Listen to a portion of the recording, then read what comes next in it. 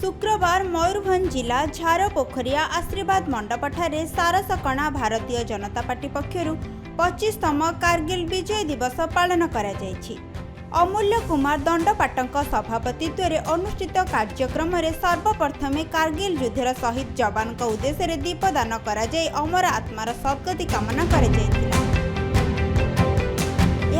कारगिल युद्धे सामिल होइथिबा वीर जवान माने निज निज वीरत्वर गाथा पखाणिथिले। यही 25तम कारगिल विजय दिवस पालन उत्सव में सारसकणा ब्लॉक अंचल समस्त अवसर प्राप्त सेना कर्मचारी सामिल होइथिले। एही अवसर में सेमानकु मानपत्र एवं उत्तरीय दे संबोधित करा जायथिला। आज जो एठी आज एकत्रित होइछु बा आज जो एठी को आसीछु जो हमको सम्मानित करूछन्ते एटा बहुत बड़ गर्वर कथा। ए बढिया आमे जॉब रे थिला समय रे आमे बढिया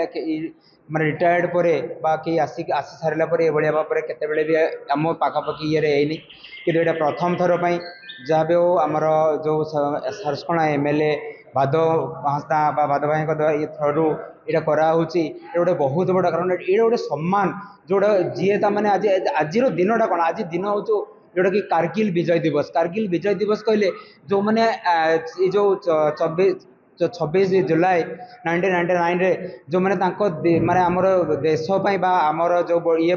से मैंने जलांजलि दे जाइछंती सेई को ताहाको नेई कि आज दिनटा आमर पालन करा होची एवं से ये सेमानंकु तो आमे सम्मानित करि पारिलनी बट आज जो माने पदक्षेप नहीं जो माने आसंती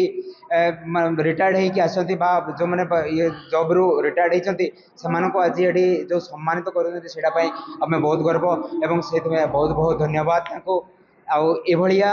माने दिन आउ देखिबा सब बेले मु कहबी जदि सब बेले ए बढिया ए दिन आसु समस्त को ये भाव में सम्मानित कर कारण तांकर मोरालटा जो मोरालटा रही समस्त गोटे मोराल आप हो देश जहाँ भी करछंती पुणी आसिक एठी भी सेमाननको किछि करबा पुणी उत्साहित मिलिबो।